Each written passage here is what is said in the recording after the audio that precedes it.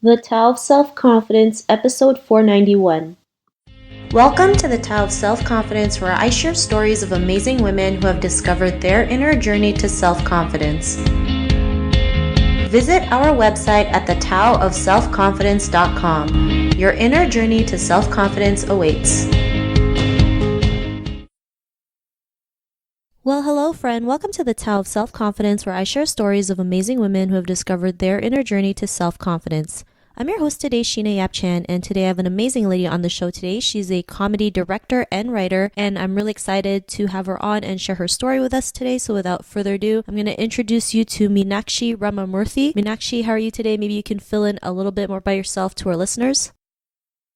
Good. Hi, Sheena. Great to be here. Thanks for having me on the show. I have been a comedy writer and director for several years. You may have seen our show, The Fob and I, which is about two Indian cousins. And it's a web series. There's about 6 episodes. And each episode we try to tackle something culturally relevant, but also universal themes of friendship and what it's like to live a hyphenated experience in America.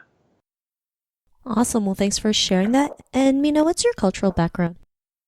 So I am Indian American. I was born on the East Coast, but spent most of my life growing up in a small border town in Texas. I think my parents found the place that most resembled southern India. So we ended up there. And yeah, pretty much Indian American. That's my background. Thanks for sharing that. And what would be your favorite self-confidence quote? Probably my most favorite quote, and I remember reading it when I was really in a down time in my life, and it's this Albert Camus quote: "In the midst of winter, I found there was within me an invincible summer." I just liked how it said, despite all the terrible things going on outside, you have something within you that's still good and warm and can push you forward. Thanks for sharing that. And I really like that quote. That's actually the first time I've heard of it. And it's true, we always go through some stuff that is not so nice. But the best thing about it is we can always get back up and keep going. I always believe every situation in life, there's always something that we can learn from or something good can come out of it. But the best part is we have that inner strength to keep going. So I really love that quote that you mentioned. And in your own words, how do you define self-confidence? Self-confidence, I think a lot of people would say, oh, it's just kind of being cocky in a room and seeming successful, whether it's monetarily or just dressing well or having swagger. I think as an artist, it's hard to measure yourself in those ways because many artists are not that person.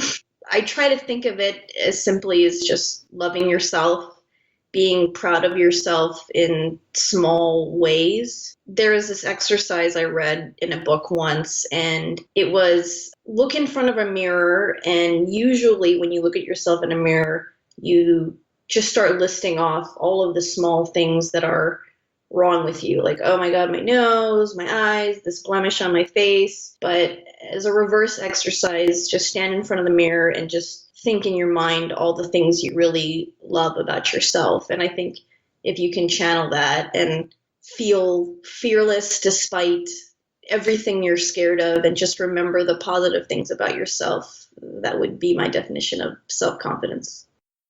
Thanks for sharing that. And I love how you mentioned, being proud of yourself, because as women, especially as Asian women, we're always so great at bringing ourselves down, shaming ourselves, not realizing there's parts of us that we love and we should be proud of. And like you mentioned, in small ways, because those little things are actually what makes, the big impact in our lives that can give us the strength, the courage to go out there and live our life. So I really love the definition that you mentioned. And Meenakshi, what was your life like before your discovery of self-confidence?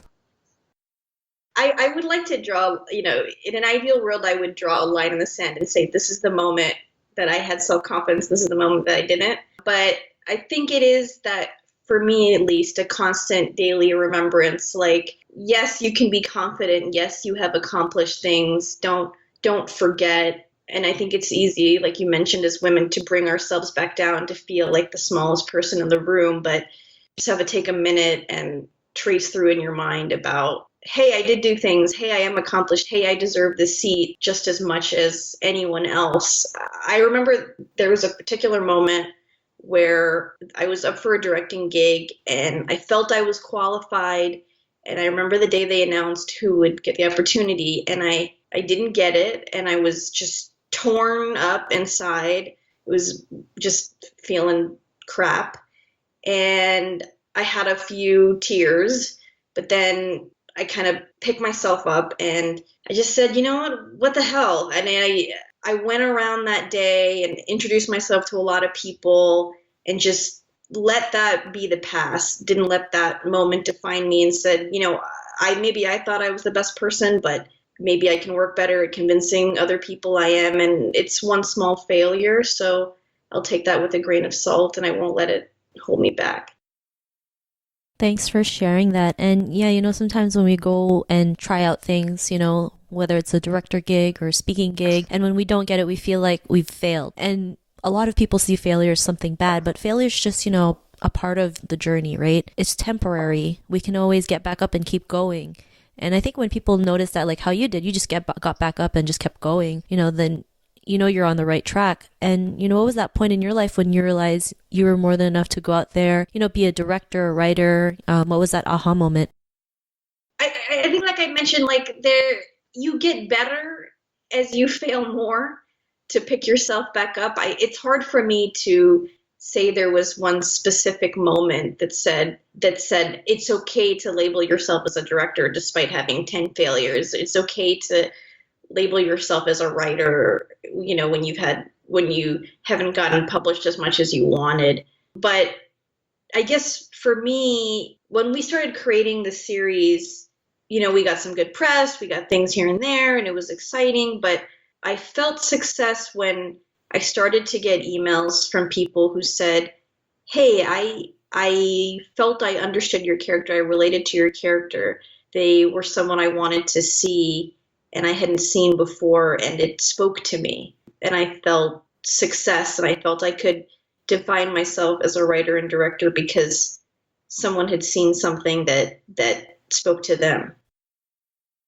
Thanks for sharing that. And I think that's great, right? Having that relatability factor and, just connecting with your audience, right? I mean, that's why you created a series, because this was something you've probably gone through in your life and you want to share it through story, through a web series. And your viewers loved it because it's not like, fluff. It's real life. It happens. This is why, probably this is why your show is successful, because, you're just telling your truth. You see, it's a story through your eyes, and your readers, or I mean, sorry, your viewers are just, grateful for it, that you can go out there and speak that truth and be that example. And, because of that, what's your life been like now?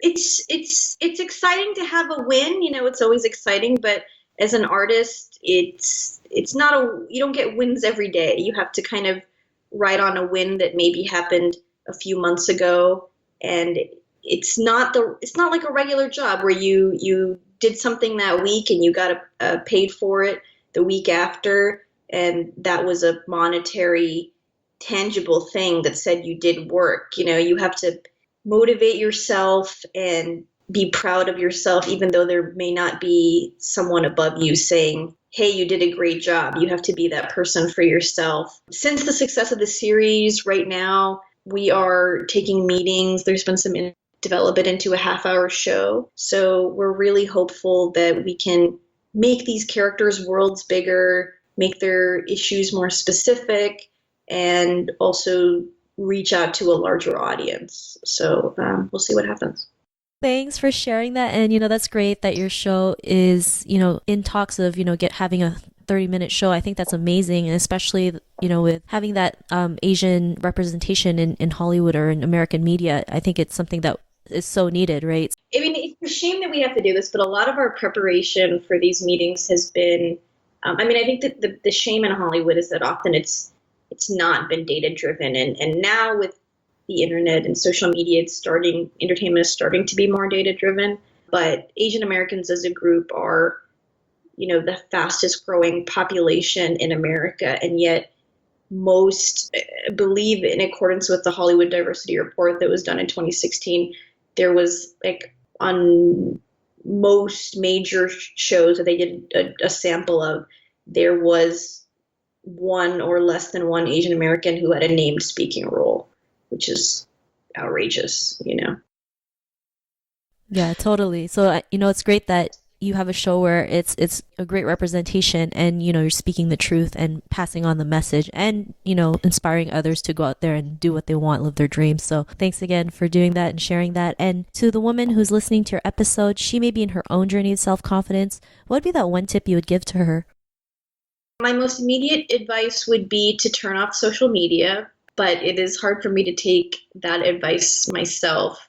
I mean that purely because when we look online, it is hard to always see the success of other people, and you don't get the story of the struggle, you just get the last piece of their story. So I would turn it off from time to time, but I would, I think we've been mentioning about how women often have to overcome something, and especially Asian women, confidence doesn't always come innately to them. They weren't taught from birth that, this is my right, that I can be confident and I can have this power.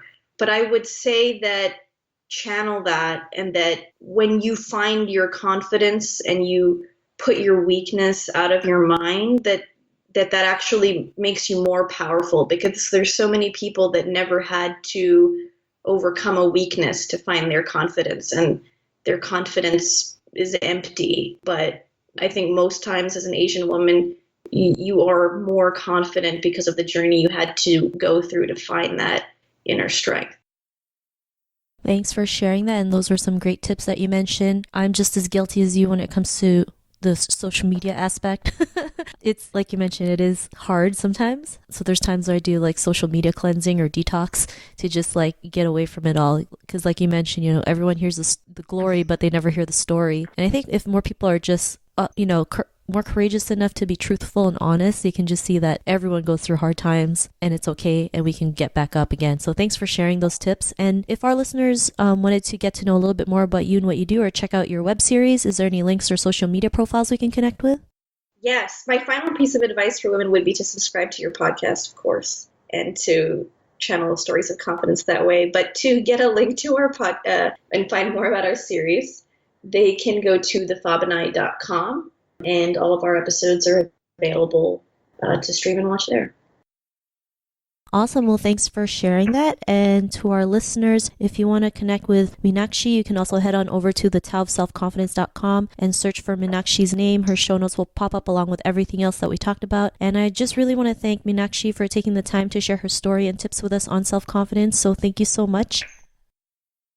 Yeah, you're very welcome. Thanks so much for having me. This was a great way to start my day, and a delightful conversation about how to find confidence. So hopefully I can go forth and take that energy and have a fearless day. Not a problem. It was really great having you on the show, and I'm sure, you'll be doing amazing things. So thanks again. And to our listeners, be on the lookout for another new episode of another amazing woman's journey to self-confidence, and we'll talk to you soon. Bye for now. Thank you for tuning in to another amazing episode of the Tao of Self-Confidence.